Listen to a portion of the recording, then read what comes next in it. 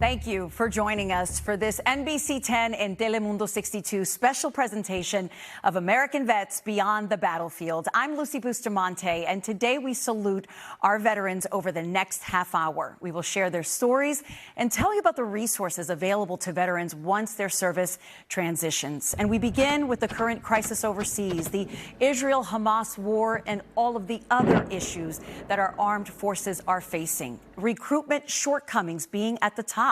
According to recruitment commands, this year the Navy missed its enlisted sailor goal by more than 7,000 people. The Army missed theirs by 10,000, and the Air Force came up 3,000 recruits short of its goal. The only branch to barely make its goal, the Marines, which exceeded it only by 21 people, a total of more than 33,000 new or soon-to-be Marines. You can be all you can be. Be all you can be. Be all you can be. Be all you can be. In response to that recruitment crisis, the U.S. Army has lowered its testing scores to help more people qualify. It has also brought back a very popular ad campaign, Be All That You Can Be, replacing an army of one. A new recruitment video created this year is meant to appeal to a wide variety of prospective recruits. In an interview with the nonprofit group, the Association of the U.S. Army, the Secretary of the Army said that this newly revamped campaign, quote, evokes limitless possibilities for people from all walks of life, like our very own Temple graduate, an Army reservist, and former Miss Pennsylvania Earth, Raynell Campbell. One of those opportunities is doing social media marketing, and they not only get to see the Army story, but they get to see my story as well. There's also a local nonprofit called Our Community Salutes that says they have tried to fix the recruitment crisis by celebrating these new recruits right out of high school. If you look at the fact that we have 6 million kids graduating from high school every year, if we can't find 85,000 of them to sign up to be in the Army, we've got a real issue in our hands. I hope and I pray we do not go to a draft. Keeping a volunteer force is a big focus for the branches. And aside from making the Be All You Can Be brand more inclusive, they're also making the ranking members of the military as diverse as the populations they lead. In fact, this past August, Sergeant Major Carlos Ruiz of the enlisted Marine Corps became the first leader to be of an undocumented background, brought into the U.S. by his father from Sonora, Mexico. Telemundo 62's Belén Smole has the story. He brought me from Mexico, from the border. He had a job in the U.S. Not only did he learn the new language, but he learned about his own family already in the States who served in the military culture. The U.S. Marine Corps culture got his attention and didn't let go. I guess you want to call it a calling. It was something gripping me that way. From that moment, all he had to get was permission from his dad to join the Corps. His prayer was answered. He signed up to serve the United States before becoming one of its citizens. His service would eventually send him back to Latin America, a full-circle moment for Ruiz. It is a place where you can find yourself and you can figure out what you're good at or you're not so good at. 30 years later, he's in charge of the discipline and morale of more than 200,000 Marines, encouraging more to join at a time when numbers are hard to achieve. The ability for Spanish-speaking Marines, sailors, airmen to communicate with South America, shared values, shared language, shared beliefs that liberty is important. Now, for years, NBC10 has been listening to the cries for care coming from our troops in our area, claiming that these toxic burn pits overseas made them very sick. Well, fast forward to now. After the passage of what's called the PACT Act, promise to address comprehensive toxics, the law that acknowledges that the troops were in fact right and that they deserve care for more than 30 diseases now linked to the exposure. Well, as a result of that law, Penn Medicine is one of only 2 research institutions in the country to sign a partnership with the VA to expand care to veterans. It was 6 years ago that NBC10 first introduced you to Cindy Amon. At the time, she was living with her family in Delaware. She fought for years to get the Veterans Administration to approve her health claims for constrictive bronchiolitis. Amon says that her condition was caused by serving in Iraq and being exposed to open-air burn pits, areas where the military dumped and then burned its trash. The VA was telling me that it was anxiety, that they wanted to put me on different medications, and I was like, no, this is physical and we're going to figure this out. Amon's claim eventually led to Service Connection. Then she went to work for other veterans and pushed Congress to pass the PACT Act. It did last summer. Now veterans won't have to fight to prove that more than 30 diseases came from serving around the burn pits. Now they're able to say, because you were deployed in this area and because you have this, you will finally get your benefits. She can't help but to get emotional, realizing how big of a feat this was. I'm trying really hard not to cry because it's a lot of years and a lot of work. As a result of the work for the Philly VA alone, an estimated 77,000 veterans will benefit from an academic partnership between the VA and Penn Medicine. 90% of them African American, and so really unique veteran community here with a lot of needs. The Undersecretary of VA Hospitals, Dr. Sharif Elnahal, points to this interventional radiology tool inside of the OR that will make surgery safer for the expected influx of cardiovascular patients. Dr. Elnahal says the plan for new infrastructure is still in the planning phases, but you can expect a hiring boost for both the Philadelphia VA and the Coatesville VA. These are projects that will take a few years to execute. Coatesville needs, in particular, new infrastructure for a lot of their services. The agreement also means Brandywine Hospital will reopen. We have a lot of Vietnam veterans here in the Philadelphia and Coatesville areas, and with age, of course, comes incidence of high blood pressure, diabetes, and other conditions, higher incidence of cancer. And so we're going to need a lot more specialized care into the future. Cindy says she hopes that the VA continues to improve technology to diagnose diseases like hers that requires a biopsy of the lung just to get a diagnosis. But she can't help but to think of the people who died in the battle after the war, who didn't get a chance to witness this chapter. Everybody who has struggled, everyone who has lost their lives because of this, I constantly think about their families, and that loss that they're feeling and how hard they had to work and we had to work to help them get their benefits, and I'm hoping as this progresses, it just gets easier and easier. Well, the PACT Act has also meant that the VA system is overwhelmed with processing all of these new claims. In fact, filing those claims is very big business for companies who are illegally charging veterans to file them. And here's the thing, many vets don't even know that it's illegal. Section 38 of the U.S. Code says that no one can charge you to file your claim. But if you are denied and you have to appeal the VA's decision, then you do pay, but only to an accredited entity. Legally, they're not allowed to charge you more than 3 times the increase that you get from the government. So the issue has gotten so big that the state of New Jersey passed a law this summer, making it punishable with big fines and even jail time for any company that charges a vet to file. It prohibits persons from being bad actors, essentially, with our veterans, and that's what this is about. The law, signed on August 26, had full support of one nonprofit group called the Veterans of Foreign Wars, or the VFW. It helps veterans file disability claims at no charge.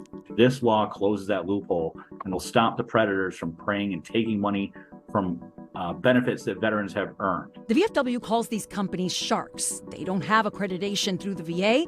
They can charge a veteran whatever they want to file. The VFW says these so-called claim sharks don't want accreditation because then the government could control how much they charge a vet. However, one of the unaccredited companies, Veterans Benefit Guide, which has charged 700 New Jersey vets to file their claim, reached out to us. They wanted to explain.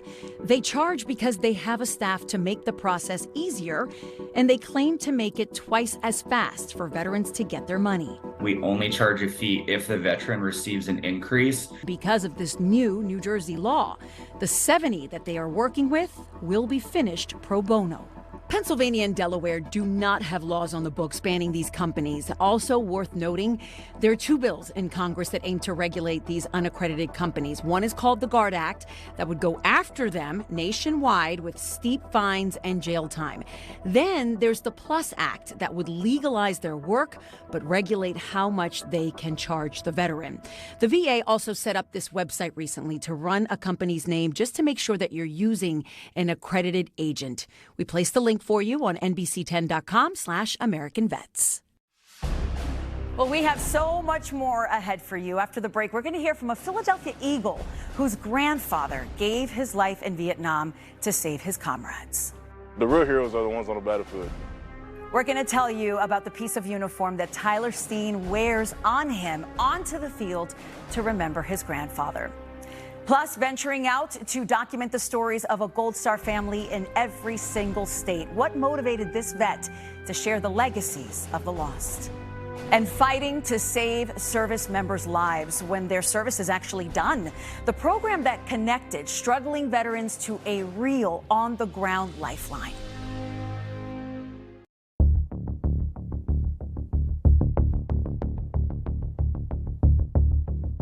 Welcome back, and thanks for joining us. More veterans have died by suicide than by combat.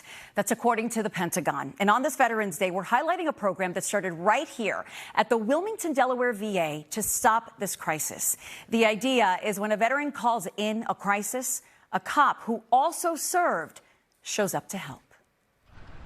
The last time that Matt Gadomski saw Nick Hurst, they were both Marines serving in Fallujah. I ended up doing 2 deployments. It was the one in 2007 that scarred his back and his mind. 10 years later, he spiraled, and one suicidal episode led to a Newcastle County police officer showing up at his house. Matt was shocked when the officer who showed up was Nick. I actually thought he was being coached by my wife. Skeptical, he asked Nick who in their unit had died first. Nick said the right name. And he said O'Hara. O'Hara was my rack mate in the School of Infantry. And that's when I put my gun down and started talking to him. Through talking about the Marines and our unit and everything, I was able to convince him basically by some tactics to get him away from it. That was the moment that Officer Hurst knew he had to create a veterans response team in Newcastle County, but connected to care through the Wilmington VA system. That was key. I was tired of veterans committing suicide. He brought the idea to Chief Paul Woodland at the VA, who approved it in partnership with the National Alliance for Mental Illness. From the very beginning, I thought it was a great idea, and I had no idea how often veterans were having contact with law enforcement. In the 6 years of the program, they've counted that 97% of veterans that they've brought to the VA have enrolled in their care. They don't want to call an 800 number. They want to call Paul at the VA or Cecilia at the VA. This is Cecilia Gonzalez, the VA counselor in charge of the Homeless and Justice Program. She says sometimes the vet needs a little bit of help. The VRT officers came and mowed his lawn. I mean, you know. Little things like that. Little things. To show we see you. Right. There are resources that could help you. Since 2017, officers from 41 different departments have attended this training. It's going to relay that to you. It expands November of 2023 to every VA hospital in the country. Atlantic County just started theirs. We were there for it. Good. It was introduced by Marine veteran, now Detective Chris Southard. We work very close with the local counselors. So if we encounter a vet who's in need of some sort of resource, we can contact a counselor directly. Drop the weapon! They point to this example of how the training should look in practice. In 2018, a Pueblo, Colorado police officer and veteran responded to the call of a suicidal man. The officer realizes the man is also a veteran. Dude, I'm a vet. Listen to the language he uses. Drop the weapon. Then let me help you, but not this way. Let me help you. Dude, I'm a retired Army guy. After 11 long minutes, the psychology of shared trauma kicked in. There's that bond that you'll never have again. And that's part of our problem as veterans. We're still searching for it. We don't find it. A connection that one divine day saved Matt's life. Maybe it wasn't luck. I don't know. Maybe there was some reason that he was there that day. Because if it wasn't him, I wouldn't be here today. And that's the whole reason I started the team. It's all about making sure that veterans are taken care of. A bond between brothers born in war, now thriving in their search for peace. If you are having a mental crisis right now and you need help, call 988. Or if you're a veteran who also needs help, call 988. Help will get to you. Now, remember, if you are a veteran going through a suicidal emergency, you can get free emergency suicide care at any emergency room in the country. The veteran does not have to be enrolled at the VA. Their medical bill will be covered by the Compact Act, which recently went into effect. You just have to file a claim for reimbursement through your local VA. We have posted a link with much more information on NBC10.com/American Vets. A Gold Star mother from the Jersey Shore is sharing her son's story. Her son, Army Ranger Sergeant Ron Kubik, was killed in action, and his story is now in the Library of Congress. But how he ended up there is an incredible twist of fate between a veteran and an NBC News producer. You know, sometimes I wonder, if I'm making a difference. Navy veteran Keith Sherman embarked on a journey across the country looking for healing. His road started in a much darker place, at a table full of pills, trying to manage the pain of losing his fellow comrades. 13 friends committed suicide, one really close to me. There had to be another way for me to go forward. Keith decided instead of holding it in, he would venture out to document the stories of Gold Star families in every single state. What made them want to give, everything to this country? So he posted his idea in a Gold Star family group on Facebook. NBC San Francisco producer Christine Flores saw it. Kind of piqued my interest. I was like, what's this?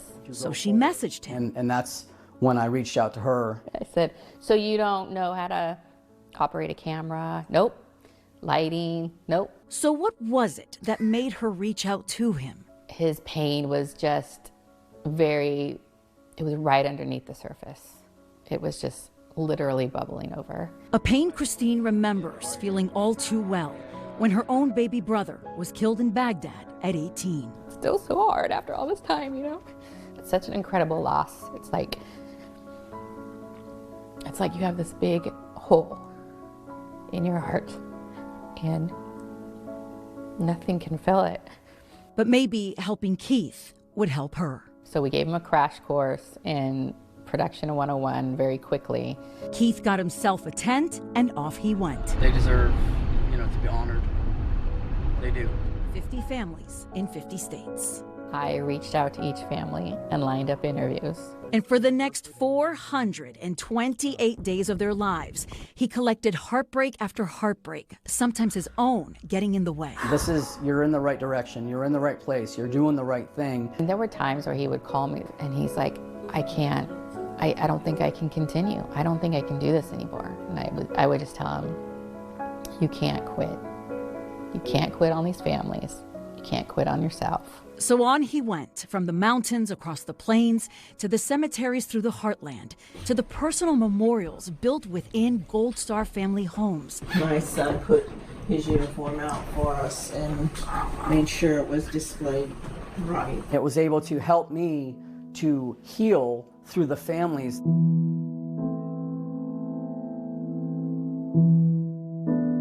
What did it mean to you as a Gold Star mom to have him call your family and say, I want to interview you about your son?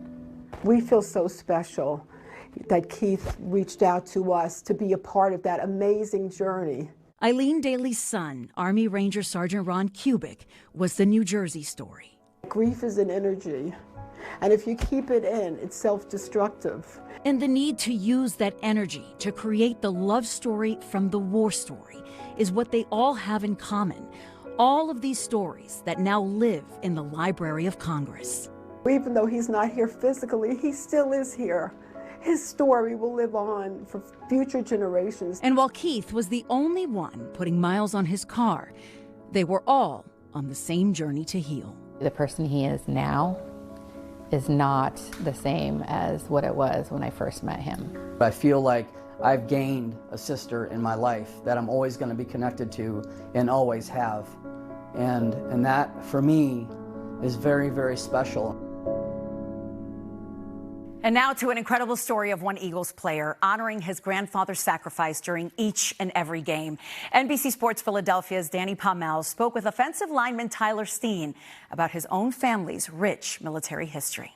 Like all of the Birds rookies, Tyler Steen is learning his way around being an Eagle. It's going pretty good so far. Really just adjusting, the team and the city itself. But it's been really good. Tyler can appreciate that type of discipline because he comes from a military family. His father, who coached him, was a Marine. He fought in the Gulf War. He fought in Panama. And he has a lot of experience in that. And yeah, man, he's a tough dude.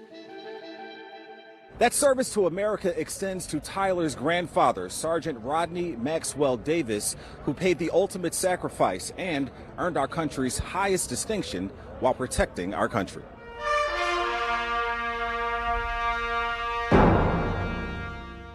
Sergeant Rodney Davis served as a Marine in Vietnam. In the midst of a deadly battle, Sergeant Davis made the ultimate sacrifice. During one of the battles, there was a bunker with a whole bunch of, wounded Marines in there. In a U.S. military documentary, members of Sergeant Davis's platoon will never forget his bravery. One of them threw in a grenade, and it was right at Randy Leadham's his feet. And then, boom, he says, Sergeant Davis bumped him and landed on the grenade. And Randy said, Sergeant Davis jumped on a grenade, saved us. Tyler's grandmother received the Congressional Medal of Honor shortly after. His grandfather's unmatched valor is honored inside the Pentagon's Hall of Heroes.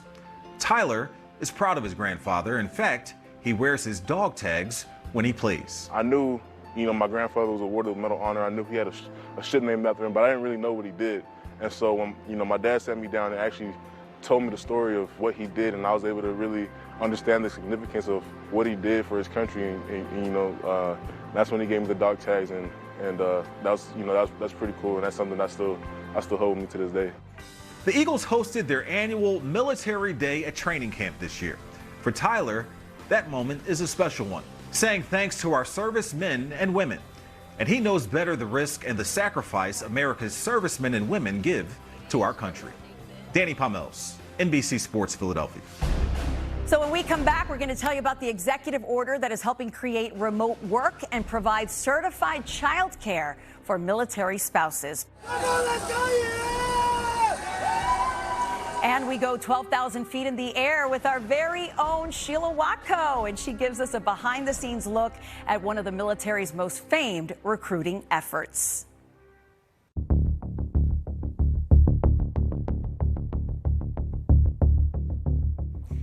Well, picking up and moving because of military orders can be really tough on families. And in some cases, moving means the family members of the enlisted person are forced to leave their jobs behind. Well, recently, President Joe Biden signed an executive order to advance economic security for military and veteran spouses, military caregivers, and survivors. In fact, the executive order creates remote work opportunities for qualifying people. It provides flexible spending accounts to help pay for the care of the service person's dependents. It also provides certified home-based child care on military installations. We're going to have a lot more about the nuances of the executive order on NBC10.com/American Vets. All right, you may not realize this, but one of the most popular events at the Jersey Shore every single summer is actually a recruitment program. The Atlantic City Air Show is a way to bring the community together and to get civilians interested in a military career. Our very own Sheila Watko boarded a plane with the Army parachuters, the Golden Knights, to talk about one of the most thrilling parts of their jobs. The Golden Knights is the U.S. Army parachute team. It includes a competition team, a tandem team, and 2 demonstration teams, which are the ones you see at events like the Atlantic City Air Show. First and foremost, Golden Knights are ambassadors to the Army, and our mission as demonstrators are really to bridge the gap between the Army and the civilian population. You know, we want to get in there, land at whatever show we're at, get in with the crowd, talk to the people, just really get to know people's story as well as provide our Army story and just kind of show that there's a different side to the Army. While in the aircraft with the Golden Knights, we witness their sharp skills, their camaraderie, and learn some very cool behind-the-scenes facts. Soldiers need 100 free fall parachute jumps under their belt to even be considered as a Golden Knight. And during the show, that voice you hear narrating their performance isn't just the voice of any announcer. The first jumper to leap out of the plane and land is also the narrator. And every member of the team is trained to jump and to narrate the show. We have a book of about 26 pages long, and we have to memorize that book of narration so that at any point in time, if something changes in the air or anything like that, you can pull from your head and go, okay, I know what's going on, I can narrate this piece.